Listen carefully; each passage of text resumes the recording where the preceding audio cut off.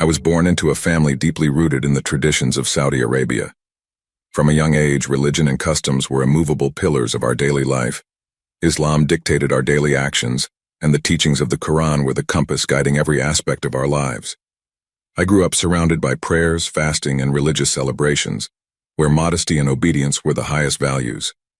My parents, devout in their faith, ensured that my education reflected these principles. There was no room for rebellion or questioning the established norms. Everything we did was based on faith and tradition, and from a very young age I learned to accept my place in that world, a place that was, without a doubt, predestined. However, as I grew older, something inside me began to change. The rigidity of these rules, which I initially accepted without question, started to suffocate me. It felt as if the veil covering my head was also covering my mind, preventing me from seeing beyond what I had been taught. I observed the world through television, books, and later the internet, and I couldn't help but wonder why my life had to be so different. Why could women elsewhere study, work, and choose their own partners while I was destined to follow a path that others had mapped out for me? My thoughts slowly began to stray from what was expected of me, but I couldn't share these doubts with anyone. Talking about these feelings with my parents was unthinkable. I knew they would only remind me of my duty as a Muslim woman, my obligation to honor my family, and follow the teachings of my religion. So I kept my thoughts to myself, hiding my growing restlessness behind a veil of obedience and silence. At 18 years old, as was the tradition in my family, the moment I had always feared arrived: marriage. In my culture, women rarely have the opportunity to choose their own husbands. That right falls to the parents, who consider various factors before selecting the right man. For my parents, the most important thing was that the man shared our faith and values. It didn't matter if I was in love or even if I knew him well. The only thing that mattered was that he was a good Muslim, respectful of our customs, and capable of providing for me. The man they chose for me was named Jamal. He was an older man with an impeccable reputation within our community. There was nothing about him that seemed out of the ordinary, at least at first glance. My parents introduced him to me with pride, as if they were presenting me with the greatest gift. Jamal was a successful businessman respected by all, and to them that was all that mattered. It didn't matter that there was an almost 20-year age gap between us, nor that my parents never asked if I agreed with their choice. My opinion didn't matter, only duty did. I clearly remember the first time I met him. The meeting took place in an elegant restaurant, where the atmosphere was as cold as Jamal's attitude. My parents were there, smiling, watching my every move, expecting me to be the perfect, submissive daughter. From the moment Jamal and I exchanged words, I felt a chill run down my spine. There was something in his gaze that made me nervous, a coldness that was unsettling. He wasn't rude or impolite, but there was a distance in the way he spoke, as if I were nothing more than a transaction to him. Something he had acquired, not a person with feelings and desires of my own. During dinner, he spoke of his accomplishments, his business, and how he had achieved success. He rarely addressed me directly, and when he did, his questions were brief, almost as if he were fulfilling a formality. My parents, on the other hand, constantly praised him, highlighting how lucky I was to have such a respectable future husband. I sat there with my hands in my lap, eyes lowered, feeling a growing sense of panic. The evening passed without incident until the end, when something happened that marked the beginning of my nightmare. We were about to leave the restaurant, and in a moment of desperation, I casually mentioned that I wasn't very happy with the idea of marrying so soon. It was an innocent comment, perhaps a silent plea for anyone to hear my doubts. But the response I received was not what I expected. Jamal, with a speed that caught me off guard, grabbed me by the hair and pulled me close to him. His lips brushed my ear as he whispered coldly that I had to learn to obey. It wasn't the physical pain that affected me most, but the absolute fear I felt in that moment, the fear of being trapped in a life I didn't want, with a man who had already shown his true face. My parents saw what happened but said nothing. They didn't even flinch. They simply looked at me with a mixture of disapproval and resignation, as if I had done something wrong. At that moment, I realized I couldn't count on them. I was alone in this, and I had to find a way to survive. The wedding was a lavish affair, filled with forced smiles and hollow congratulations. My white dress, decorated with intricate embroidery, felt like a prison. As I walked toward the altar with my eyes fixed on Jamal, I felt as though my life was being ripped from my hands, a life I hadn't even had the chance to start. Each step I took was a reminder of my lack of control over my own destiny. The weight of tradition, of expectation, was overwhelming, and although I tried to maintain my composure inside, I was falling apart. The first months of marriage were hell. Jamal was kind and considerate in public, but in private he was the opposite. From the very first day, he made it clear that he was in charge. He imposed strict schedules, controlled my movements, and monitored my every action. There was no room for freedom, no room for my own desires. My days were reduced to fulfilling domestic duties, being available to him when he decided, and remaining silent.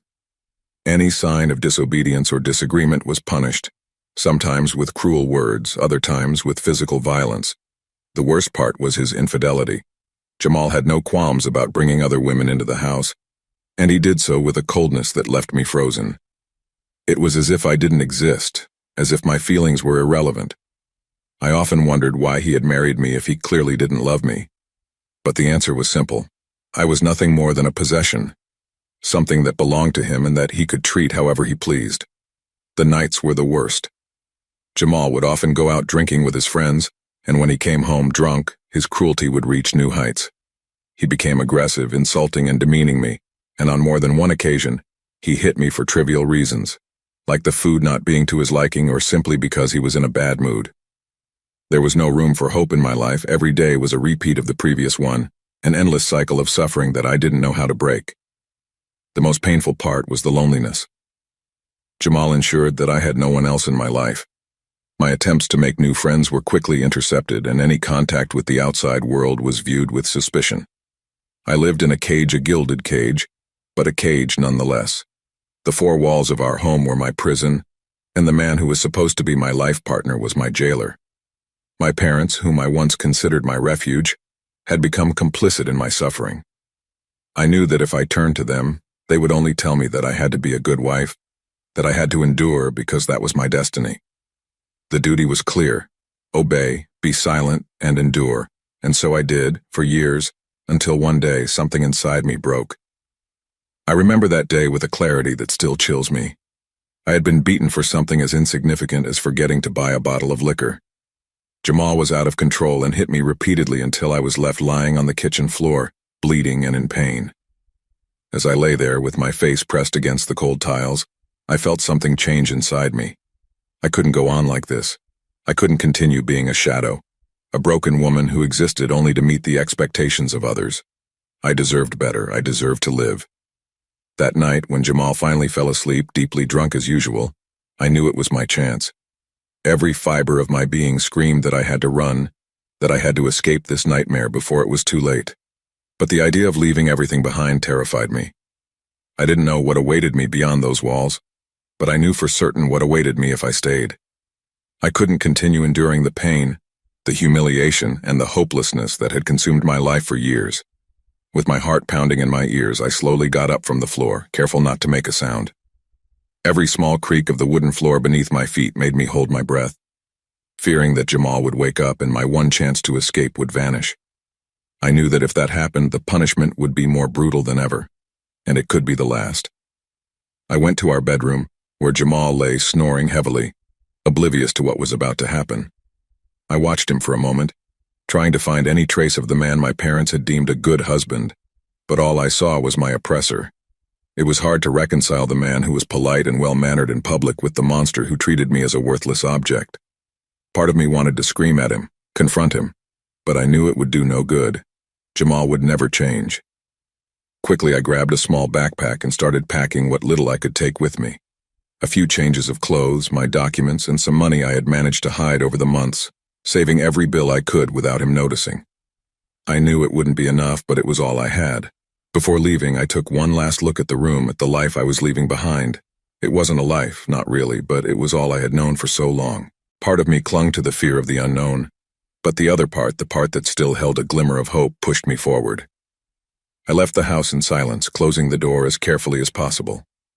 Outside, the night was at its darkest and the streets were empty. I felt the cold air on my face, a brutal contrast to the oppressive atmosphere of the house, and I breathed deeply, as if taking my first breath in years. With each step I took, adrenaline pushed me forward, but it also filled me with paralyzing fear. I didn't know where to go. I only knew I had to get as far away from that place as possible. Walking through those deserted streets was one of the most terrifying experiences of my life. Every shadow seemed threatening, every sound, no matter how small, made me jump. But there was no turning back. I knew that if I returned, I was condemning myself to a life of misery and pain. I kept walking until my legs could carry me no further, and that's when I found a women's shelter on a side street. I had heard of these places, but I never thought I would need one. Upon entering, I was greeted by an older woman with a kind but weary expression. She didn't ask too many questions. I suppose she saw women like me often. She led me to a small room, simple but clean, and for the first time in years I felt safe.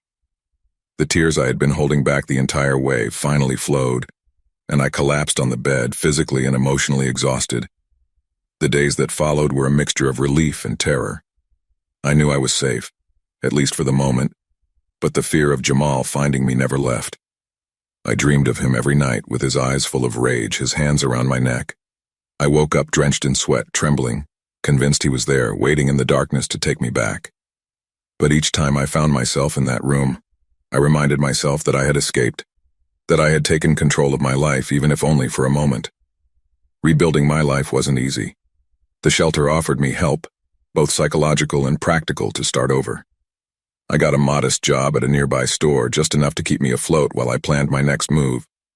I knew I couldn't stay in that place forever. Jamal had resources, and sooner or later, he might find me if I didn't move further away. I took night classes at a community center, something I had always dreamed of doing but was never allowed. Learning, even the basics, gave me a sense of power I had never experienced before. It was as if each lesson was helping me piece together the broken parts of my identity. Little by little, I began to find the strength to move forward. I started building a new life, a life that was mine and mine alone. Every day was a struggle, but each small achievement reminded me that I was capable of more than Jamal had ever made me believe. The simple act of being able to walk down the street without fear, to choose how to spend my day, was a luxury I no longer took for granted. The pain of cutting ties with my family was a burden I carried for a long time. I knew they would never understand my decision, that to them, my escape was an unforgivable disgrace. But I also knew that if I tried to return, they would only send me back to the same cage I had escaped from. There were moments when I was tempted to call them, to hear their voices, to seek comfort in the familiarity of home. But every time I considered it, I remembered my father's words, telling me I had to obey, that this was my destiny. And that kept me moving forward, even though the pain of separation tore me apart inside. Over time, the loneliness became less oppressive. I began to make new friends, to meet people who didn't judge me for my past, but supported me in my present. I found myself surrounded by a diverse community of people from all over the world who had come to Mexico in search of a better life, just like me. We shared our stories, our fears, and our hopes, and in those moments I felt like I was finally finding my place in the world. I still bear the scars of those years of abuse, both physical and emotional. Some wounds are visible. Others are buried so deep that I wonder if they will ever fully heal. But they no longer define me. I am stronger than I ever thought I could be. I've learned to accept myself, to value myself, and to understand that my worth is not determined by others' expectations, but by what I am capable of achieving on my own. Today, several years have passed since I escaped. I haven't seen my parents again, nor have I heard anything about Jamal. Although a deep sadness sometimes washes over me, I also feel a sense of liberation that I never thought possible. Now I have the freedom to do what I've always wanted: study, work, and improve as a person. It hasn't been an easy journey, but for the first time in a long time, I feel like I have control over my life.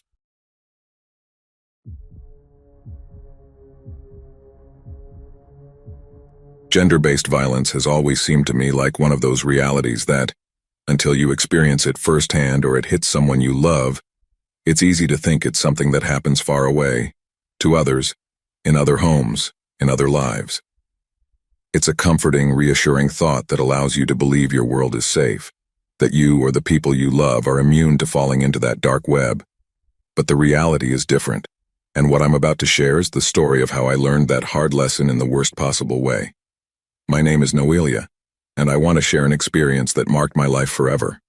Something that, no matter how much I try to forget, remains present, latent, like a wound that never fully heals.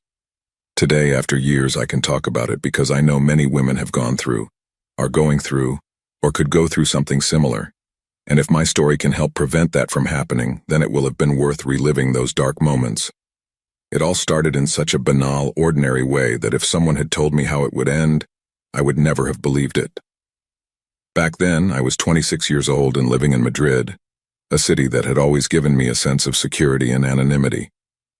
My life was peaceful, structured.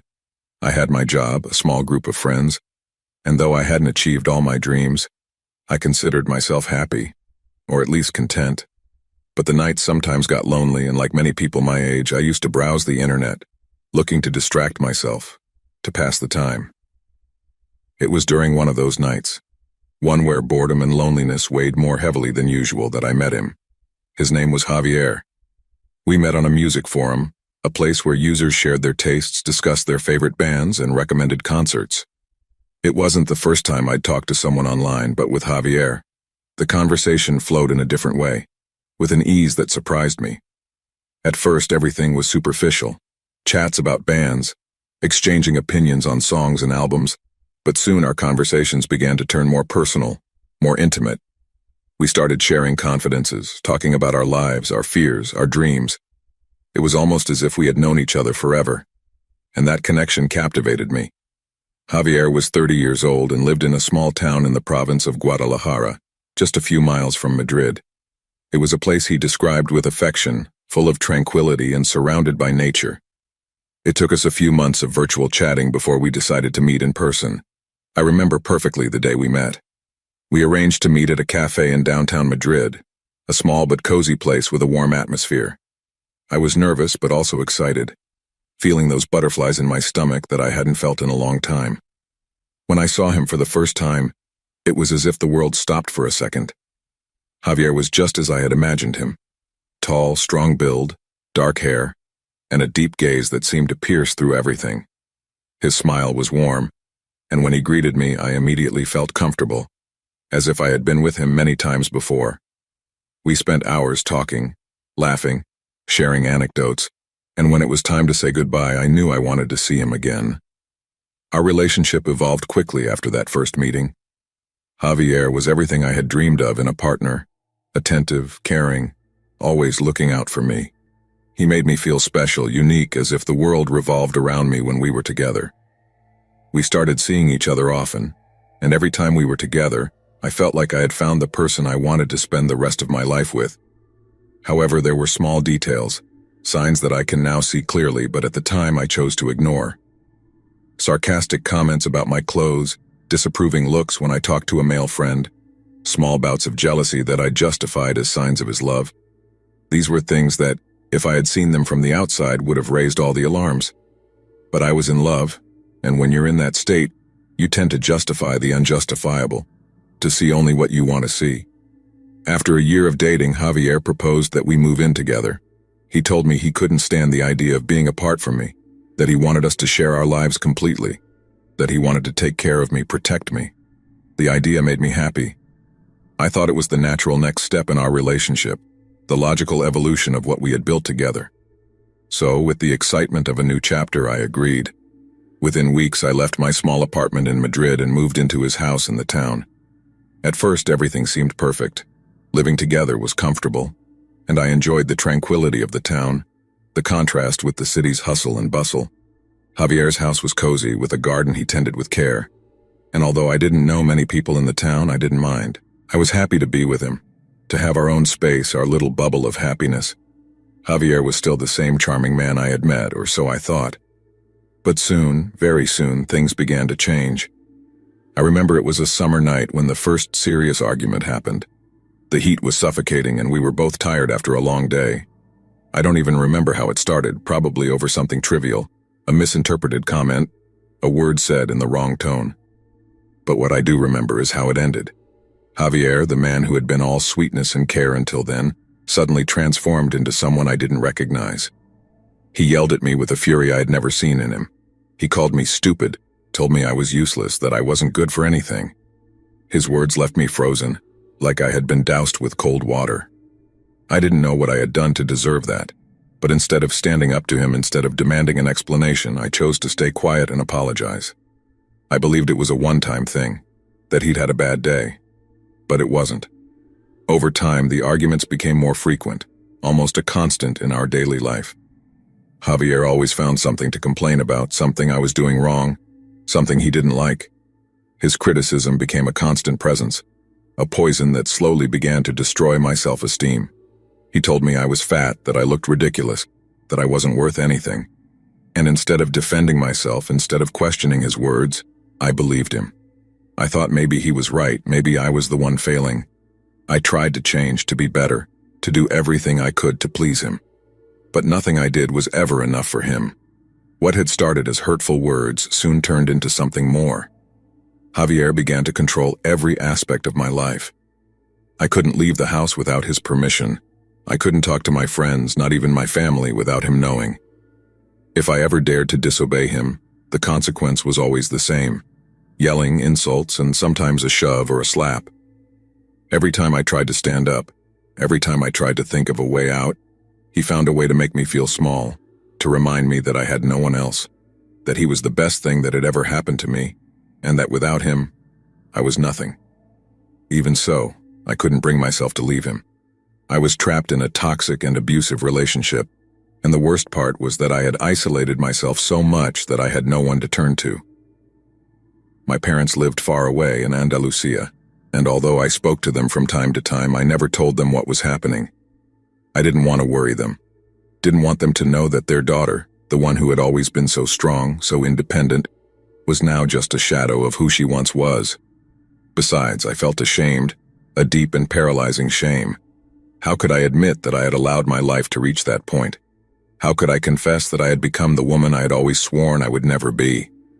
It was my younger brother, Carlos, who finally discovered what was happening. Carlos and I had always been very close. Despite the age difference, he had always been my best friend, my confidant. Although we didn't see each other often due to the distance, we usually spoke on the phone at least once a week. During one of our conversations, I couldn't help but break down in tears. I didn't give him details. I just told him things weren't right, that I felt lost. Carlos, who had always been protective of me, insisted on coming to see me, and although I initially refused, he eventually convinced me.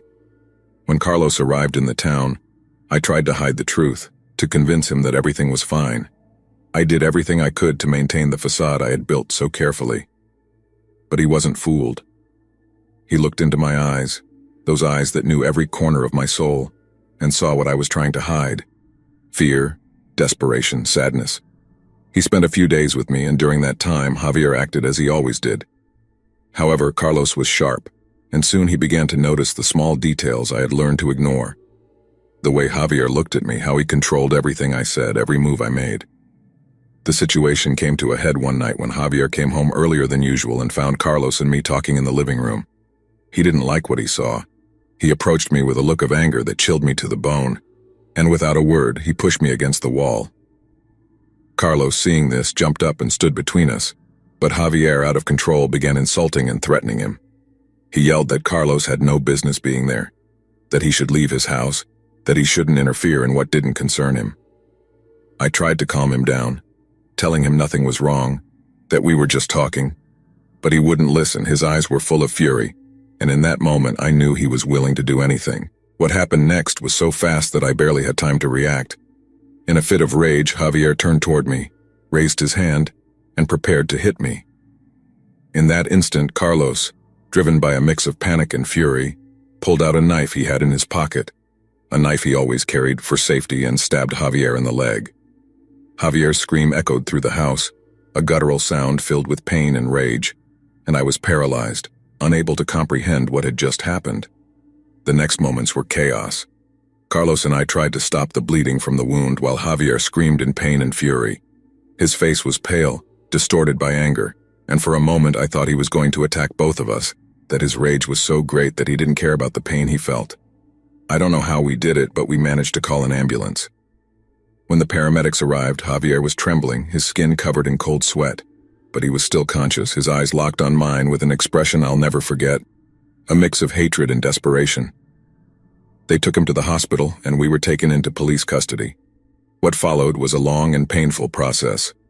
During the interrogation, I told everything that had happened from beginning to end. The police took into account my testimony and Carlos's, as well as the evidence of the abuse I had suffered. I had marks on my arms, on my wrists, traces of his control, of his violence. They also found messages on my phone, messages Javier had sent me when he was furious, full of threats and hatred. Fortunately, the authorities understood that Carlos had acted in self-defense and he wasn't jailed. However, the trauma of what had happened left an indelible mark on both of us. Javier never came near me again.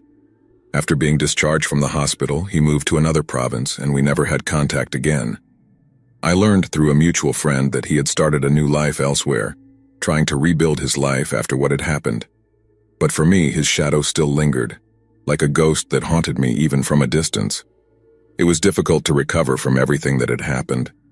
It took me a long time to accept what I had lived through and start rebuilding my life. The first few weeks after everything happened were the hardest. I couldn't sleep, I couldn't eat, and every time I closed my eyes, I saw his face, his look full of hatred. I blamed myself for what had happened, asking myself over and over how I had allowed my life to reach that point.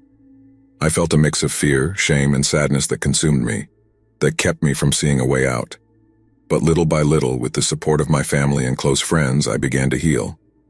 I realized it wasn't my fault, that I hadn't done anything to deserve what I had experienced. I understood that gender-based violence is an insidious trap, one that ensnares its victims in a cycle of control and abuse that is very hard to escape.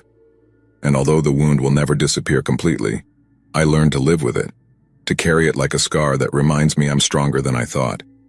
What I learned from this experience is that we should never ignore the warning signs in a relationship. Gender-based violence can start subtly, with small verbal or psychological aggressions, but if left unchecked, it can escalate into something much more serious. No one deserves to live in fear. No one should feel that their life is in someone else's hands.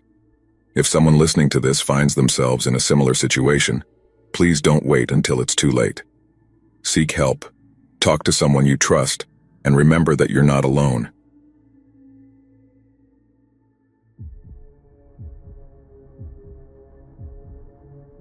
I'm in my 40s and live alone in a very rural area on an island in the middle of Puget Sound. It's about a 30-minute drive to the nearest grocery store and an hour to the largest city. The island is made up of tall evergreen trees and surrounded by water. It's a remote but beautiful place. My house is perched on a high cliff overlooking a small cove. It's just a short walk through the woods to a sandy beach where I keep my kayaks on a slipway. All I need to do is pull them off the slipway and then lift them over the retaining wall, and I'm in the water. There was a time when I found myself newly single. My last long-term relationship fell apart when I discovered that he had several other romantic interests.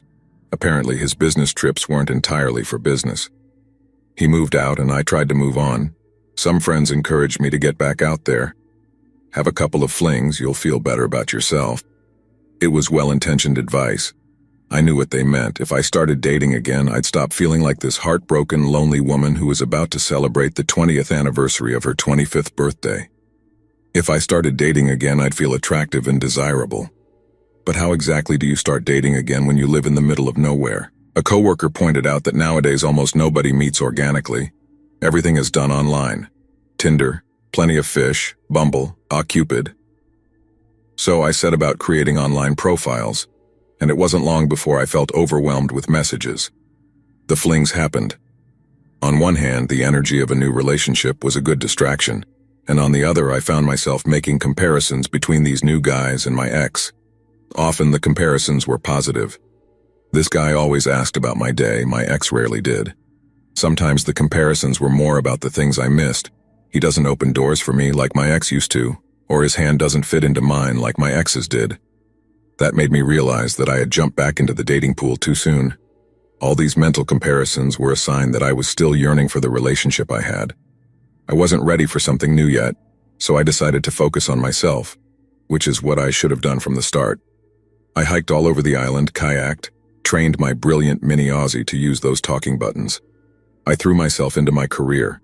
I rescued a kitten that was thrown out of the window of a moving SUV right in front of me. To this day, my Aussie adores his kitten brother. They are still the best of friends. I bought a bright pink suitcase and traveled everywhere.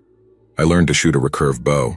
I did all the things I had wanted to do and had put off for one reason or another. Almost 2 years had passed. I rarely thought about my ex anymore, and when I did, it was in an apathetic way. That's when I knew I was ready to welcome someone new. So I logged back into my dating apps. It wasn't long after that when I received a message from a seemingly handsome and intelligent lawyer. He lived in a bigger city, about 90 minutes away from me. We messaged on the app for a few weeks, getting to know each other better. Up to that point, he hadn't raised any red flags. I was hopeful. Finally, he asked if he could come to my house. Red flag number 1. I wasn't willing to be in the middle of nowhere with someone who was still a stranger to me. And I'm sure he didn't suggest coming to my house just to hold hands with me. I told him I didn't know him well enough to invite him to my house yet. He said he understood, and then he asked me to dinner. He offered to let me choose the restaurant. I was undecided. I kept pondering red flag number 1. Did I really want to commit to spending an entire evening with this guy after he hinted that he wanted more than just dinner? But on the other hand, maybe he did only want to hold hands, right? I mean, he didn't explicitly say he wanted to roll around in the sheets, and he was quick to understand when I said no to him coming to my house. But dinner? What if he gave me bad vibes after just a few minutes? I suggested we meet for drinks first at the bar of one of my favorite Japanese restaurants. It was a fairly equal travel distance for both of us. I said that if things went well, I'd agree to stay for dinner too. He said that sounded great, and we planned a day and time to meet. We continued to message each other throughout the week, and I found myself liking this guy more and more. It seemed like we had a lot in common and shared similar interests. The previous red flag was almost forgotten. Finally, the day of our scheduled date arrived. I debated over what to wear. I finally settled on a black blouse with ruffles down the front, blue skinny jeans, and black boots. I curled my hair, put on a bit of makeup, and nervously began my hour-long drive to the restaurant. I arrived intentionally early, ordered a drink, and sat where I could see the entrance doors of the restaurant. I was the only one at the bar. Here's where I need to explain that I'm not really a big drinker. I do it socially on occasion, but I don't do it very often, so I was sipping my drink slowly in no hurry to finish it. Besides, I still had an hour's drive home, so I wasn't trying to get drunk. He arrived right on time, and surprisingly, he looked exactly like his profile pictures. He was the embodiment of tall, dark, and handsome, and I was already charmed. I watched as he walked up to the hostess stand and explained that he was meeting someone at the bar. She pointed him in my direction, and I smiled, giving a small wave. He confidently walked over to where I was sitting and took the seat across from me. He smiled and exclaimed, "Wow, you're even more beautiful than in your profile pictures." Then he looked down and saw the amaretto sour right in front of me, and a slight wrinkle formed on his brow. "You already ordered a drink?" "Yes, I started without you, so you'd better catch up." He smiled again. "Is that a challenge?" he asked as he waved for the waiter. As we sat there, our conversation flowed easily.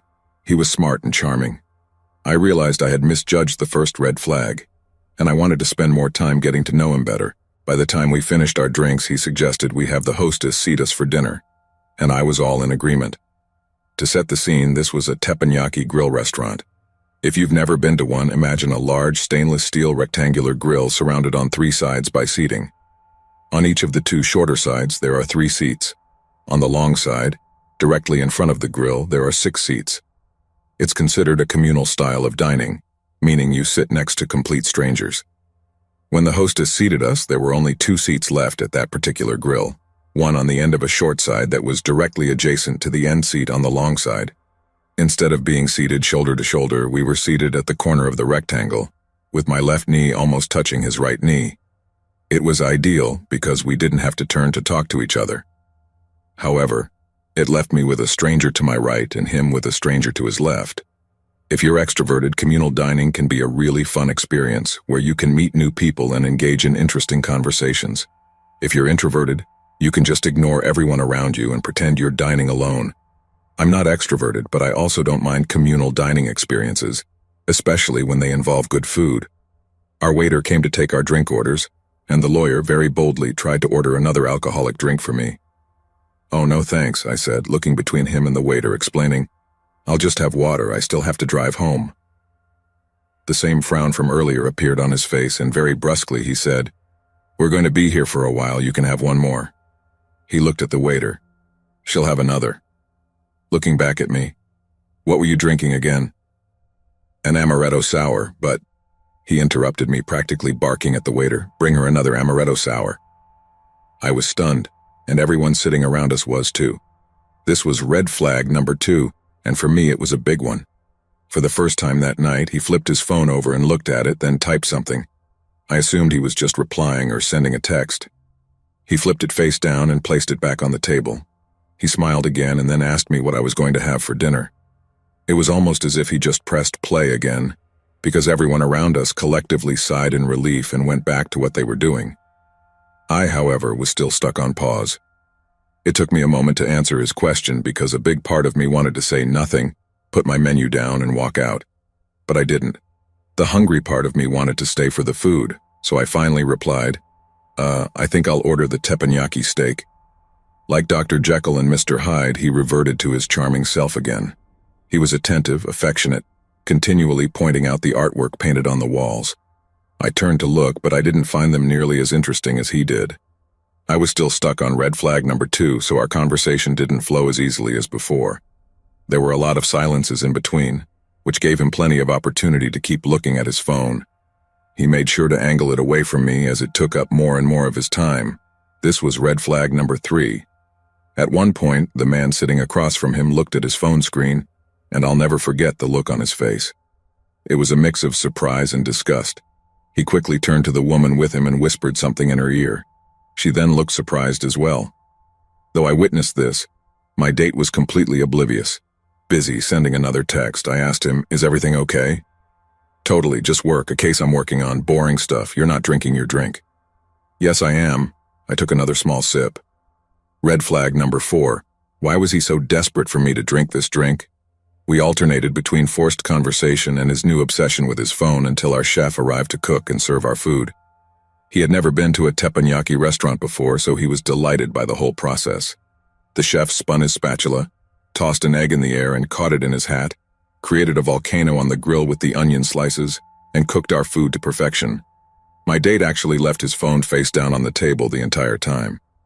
As we began to eat, however, he was back on his phone intermittently. The guy sitting next to him was watching his screen again, then whispering to his partner. His partner looked at me. She clearly wanted to say something to me but couldn't.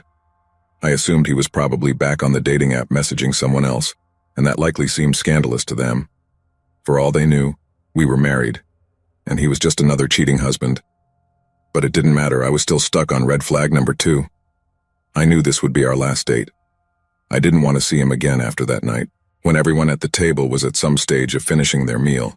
He removed the napkin from his lap and placed it on his plate, pushing back his chair. "I'm going to run to the bathroom, and when I get back, I'll make sure you finish that drink." But before I could even protest, I saw how the couple seated next to him looked at me wide-eyed. They turned their attention toward him as he walked away. When they were sure he was out of earshot, the girl turned to her partner and nervously stammered, "If you don't tell her, I will." He nodded with a deep sigh, and turning to me, he said very seriously, "First of all, we think he put something in your drink when you kept turning to look at the art. It looked like he was tampering with it, so don't drink it. Second, he's texting someone, another guy, I think." "Another guy?" Confused, I listened closely as he continued, "I think he's trying to drug you so that he and this other guy he's texting can do horrible things to you. He's saying things like, 'We can tie her up and take turns with her.' And the other guy is saying, 'We'll use her until we're done with her.' I don't know, but I think you should leave before he comes back." The girl then anxiously babbled, "It's too late, here he comes." I turned in my seat just in time to see him walking quickly back to take his seat between us again. Now, about that drink, I had trouble looking at him. I shared a glance with the couple and then forced myself to make eye contact with him as I stood up and grabbed my purse. I know, I need to finish it, and I will, I promise. But it's my turn to use the bathroom now, so I'll be back in a few minutes and then you can watch me finish my drink." I'm pretty sure my voice cracked, but even if it did, he didn't seem to notice. I turned and began walking toward the bathrooms before he could even respond to me. Luckily, the bathrooms at this particular restaurant were located directly next to the front door, which was also the same door as the exit. I turned down a hallway, silently thanking my good fortune that he couldn't really see me leave. I walked straight past the bathrooms and out the restaurant doors into the cold night air. My hands were shaking as I unlocked my car door and climbed inside, immediately locking the door behind me. Somehow I anticipated that he would come running after me, trying to chase me down in the parking lot, but that didn't happen. I started the car, nearly hyperventilating as I pulled out of the parking lot. I took in large gulps of air, holding each one in my pounding chest before exhaling slowly. I frantically checked my rearview mirror. No one. No charming and handsome psychopath. Just me in the traffic. About 20 minutes into my drive, I received the first message. "Are you okay? I'm worried about you." A few minutes later, "Did you fall in? Seriously, tell me if I can help with something." Then, a few minutes after that, "I just asked the hostess to check on you. She said there's no one there. You left, damn it. What the hell?" As more and more messages came in, I cursed myself silently for not blocking him on the app before I left. I debated whether to pull over just to do that, but I wanted to get home, put more distance between me and that potentially rapist maniac. I kept shaking so badly despite having the seat warmer on and the heat blasting in my car. When I pulled into my driveway, I pressed the remote button for the gate and watched it open. My thoughts drifted to my ex then, someone I hadn't considered in ages. I silently thanked him for the sense of paranoia that had driven me to install a private gate in the middle of nowhere. I never gave this guy any direct information about where I lived, but still, living on a gated property made me feel a little better. I parked in my driveway and practically ran from my car to inside my house. I secured the lock and deadbolt, looking out my living room window into the darkness of the forest, which filled me with a sense of dread. So, I just headed upstairs. That's when I looked at my phone. There were 17 more messages, all full of hatred and vileness. I quickly took screenshots of all our conversations, all his hateful messages, and then blocked him.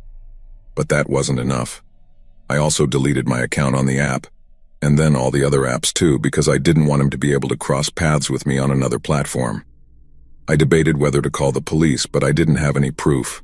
I was sure the restaurant had probably thrown out my drink by then. I hadn't gotten the couple's information. I didn't actually see the messages myself. But then I thought, what if my story sounds familiar? What if he's done this before? Who do I report it to? The sheriff's department in my area, but maybe the police in the city where we had dinner. What if he didn't actually live in the city, he said? Ultimately, I decided to report it to the non-emergency line in the city where we had dinner. Honestly, I thought nothing would come of my report, but at least I had done my part. I didn't feel safe for a long time after that, especially at night. The blue herons arrived that spring, building their nests in the tall pines on the cliff. They call to each other with these deep squawks that sound like what I imagined dinosaurs sounded like millions of years ago. Their cries used to fascinate me, but now they terrified me. I didn't leave my house often. The logical part of my brain reminded me that I had been careful, that I didn't give him enough information to know exactly where I lived. He doesn't know, you're safe, I repeated to myself. But my anxious, panic-ridden brain was full of what-ifs. What if he figured it out? What if he starts looking and comes across you?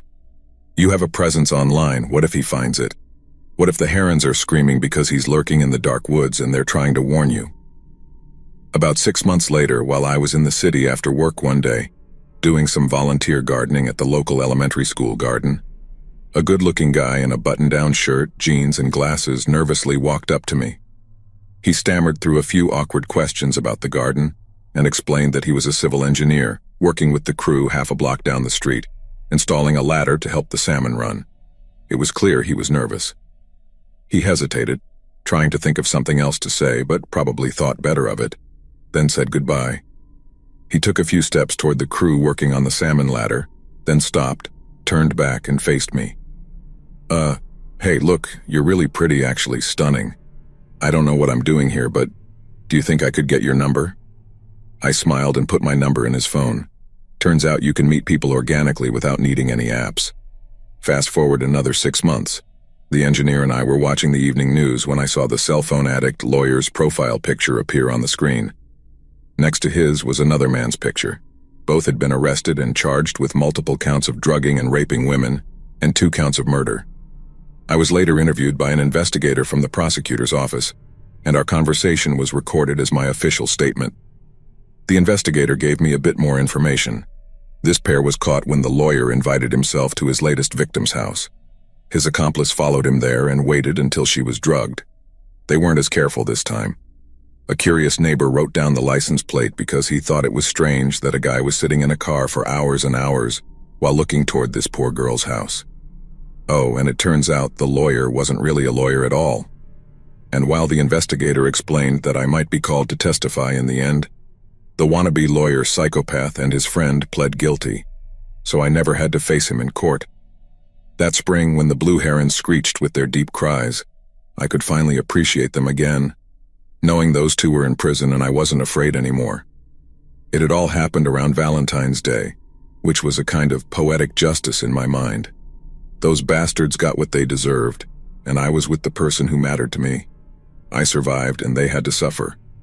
I was able to reflect on it during my first Valentine's Day date in years. I'm sure there's probably more than one life lesson in all this, but if you take anything from my story, take this. Don't ignore the red flags. Don't make excuses for them. Don't minimize them. If something sets off your red alert spider sense on a date, pay close attention to it, because it could mean the difference between living or dying.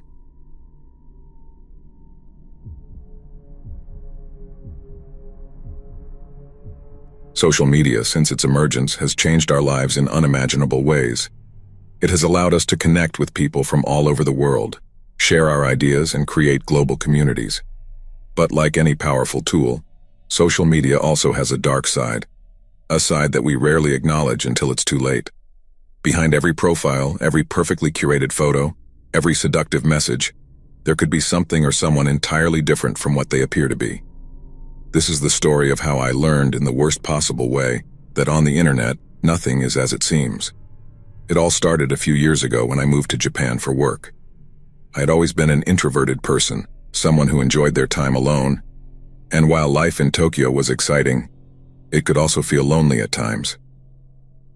The nights in particular were the hardest to get through. The language, the culture, and the lack of close friends made me feel isolated. So, like many others in my situation, I turned to social media and dating apps to try to meet someone, to fill the void I felt in my new life. I started using one of those apps that are popular in Japan, where people create profiles with carefully selected photos and descriptions that often seem like they're straight out of a romantic movie.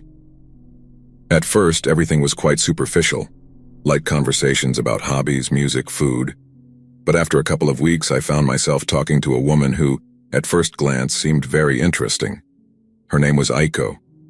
In her profile picture, she had a warm smile, bright eyes, and a delicate beauty that seemed almost unreal.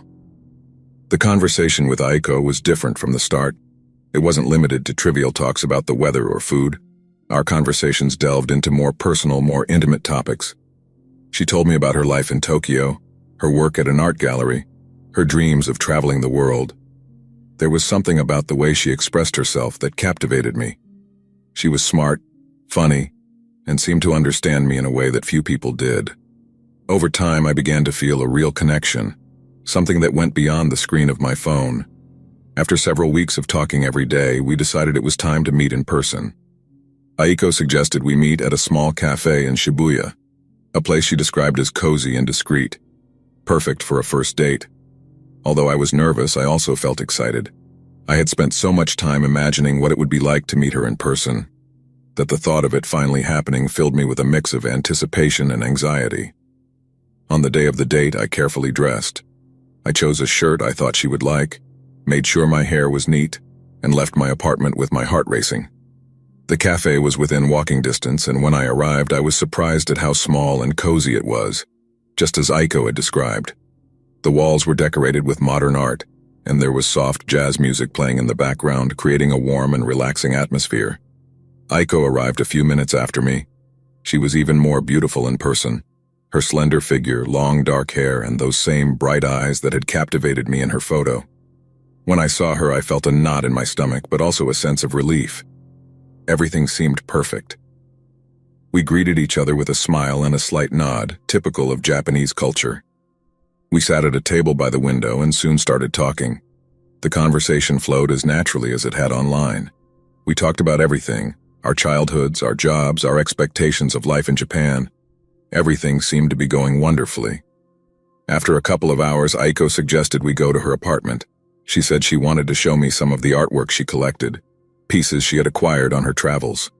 At that moment, I had no doubt. I felt comfortable with her, and the idea of continuing the date in a more private setting seemed exciting. Her apartment was in one of those modern towers that are common in Tokyo, with an impressive view of the city. The building was elegant, with a pristine reception area and an elevator that quickly took us to her floor. When we arrived at her door, Aiko opened it with a smile and invited me in. The inside of her apartment was as elegant as the rest of the building. Everything was perfectly arranged, with minimalist furniture and decor that reflected her good taste. On the walls hung several paintings and prints, and on a coffee table was a collection of small sculptures, all from different parts of the world. We sat on the sofa and she began telling me about the artwork, explaining the story behind each piece. As she spoke, I realized how much I enjoyed being there, with her, in that moment. However, there was something in her tone, a kind of nervousness that I hadn't noticed before, but at that moment, I chose to ignore. Maybe it was just the excitement of the moment, or maybe she was as nervous as I was. After a while, Aiko stood up and told me she was going to the bathroom, that she wouldn't be long. I stayed alone in the living room, looking at the paintings and sculptures she had shown me. A few minutes passed, and I started to feel slightly uncomfortable. The silence in the apartment became heavy, and suddenly I realized how little I really knew about her. At that moment, a slight feeling of unease began to grow inside me. A few more minutes passed, and I began to worry. I got up from the sofa, trying to listen for any sound that would indicate Aiko was okay. I approached the bathroom door and gently knocked. "Aiko, are you okay?" I asked, trying to sound calm. There was no response. My heart started beating faster and all sorts of irrational thoughts began to flood my mind. I decided to wait a little longer, telling myself that she was probably just taking her time, that there was nothing to worry about. Just as I was about to return to the sofa, I heard a noise. It wasn't the sound I expected. It was the sound of something moving in the room, but it wasn't coming from the bathroom. It was coming from the hallway, from where Aiko had come earlier. Before I could react, the bathroom door opened, but it wasn't Aiko who came out. Instead, a man appeared. A man who couldn't have been more different from Aiko. He was short, stocky, with thinning hair and an unkempt beard. His clothes were disheveled, as if he had dressed in a hurry, and his gaze was filled with something that made me instinctively step back. "What are you doing here?" I asked, my voice trembling as I tried to understand what was happening. The man didn't answer. He just looked at me, a crooked smile forming on his lips as he took a step toward me. The discomfort I had felt earlier had now turned into visceral fear. Something was very wrong, and my body knew it before my mind did. I tried to stay calm, slowly backing away toward the door of the apartment, but he moved quickly, closing the distance between us. I felt my back hit the wall and my heart raced even faster. "Where's Aiko?" I insisted, my voice almost breaking. The man laughed, a harsh, empty laugh that echoed in the room. He stepped closer, his smell of sweat and something else I couldn't identify filling the space between us. "Aiko's not coming," he finally said, his voice low and threatening. At that moment, reality hit me like a train. Aiko didn't exist, or at least not in the way I had believed. It had all been a trap, a twisted game to lure me to this moment, to this place. The woman I had been talking to for weeks, the one I thought understood me and cared about me, was actually this man, or someone working with him. I felt a wave of nausea, and the fear that had been growing inside me turned into pure panic. I had to get out of there, but he was too close, his presence oppressive, almost paralyzing. I tried to reason, to stay calm, telling myself that if I played my cards right, I could get out of the situation. But every word that came out of my mouth was met with more laughter, more looks that made it clear he was in control, that I was nothing more than a puppet trapped in his game. "What do you want?" I managed to ask, though I knew I wouldn't like the answer. The man tilted his head, his smile widening. "I want to have some fun," he replied, his eyes scanning my body in a way that made me feel even more vulnerable, more exposed. My mind went blank, the panic clouding my thoughts. At that moment, I had only one goal: escape. It didn't matter how, but I had to get out of there. My chance came when the man, confident in his superiority, got distracted for a moment. Maybe it was fate, or maybe just a stroke of luck. But I saw his attention drift. If only for a second. I seized that moment and with all the strength I could muster, pushed him backward. He wasn't expecting it. He stumbled and fell back, crashing into a table and knocking over several of the sculptures that had been on it. I didn't wait to see if he recovered. I dashed for the apartment door, my hands trembling as I tried to turn the knob. When I finally managed to open the door, I ran down the hallway, my heart pounding as I heard the man's footsteps behind me. I didn't look back. I knew that if I did, the fear would consume me and paralyze me. I just ran, taking the emergency stairs as fast as I could. The building felt like a maze, every hallway and every door blurring in my vision as I tried to find the exit. Finally, I reached the front door, flung it open, and stepped out onto the street. The cold Tokyo air hit me hard, but I didn't stop. I kept running, putting as much distance between myself and that place, that man, that trap I had fallen into. I don't know how long I ran or how long I was outside before I finally allowed myself to stop. My legs were shaking, and my breathing was irregular, but I had managed to escape. I looked around, trying to orient myself. The city lights seemed brighter than usual, almost blinding. People passed by me, oblivious to what had just happened to me. To them, it was just another normal day in Tokyo, while for me, it had been a nightmare.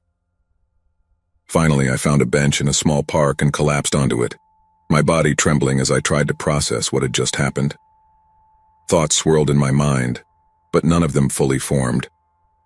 I had been moments away from becoming the victim of something horrible. I had been deceived, manipulated, led into a situation that could have easily ended in tragedy. And the worst part was that there had been no signs, no indication to warn me. Everything had been so normal, so perfect. It took days before I could gather the courage to tell someone what had happened. I felt a mixture of shame and fear, as if admitting it would make it all more real, more tangible. But I knew I had to. If I had learned anything from that experience, it was that I couldn't let fear control me, that I had to be strong. So finally, I spoke. I told a close friend, someone I knew I could trust.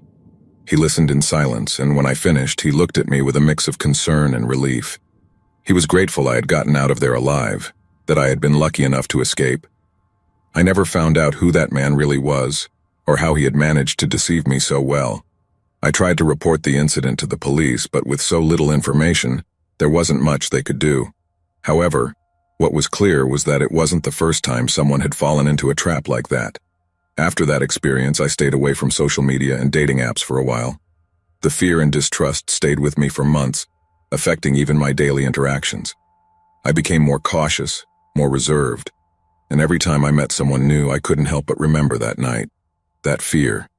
Today, when I look back, I still feel a chill thinking about what could have happened, but I also know that the experience taught me a valuable lesson. The internet can be a dark and dangerous place where appearances are deceiving and the truth hides behind carefully constructed masks. No matter how authentic someone seems online, there's always a risk, and it's vital to stay alert. Protect yourself and not be lulled into a false sense of security. If there's one piece of advice I can give to those who hear this story, it's to never let your guard down, to be aware of the dangers lurking in the digital shadows, and above all, to always listen to your intuition. Because sometimes that inner voice is the only thing that can save you from falling into a trap.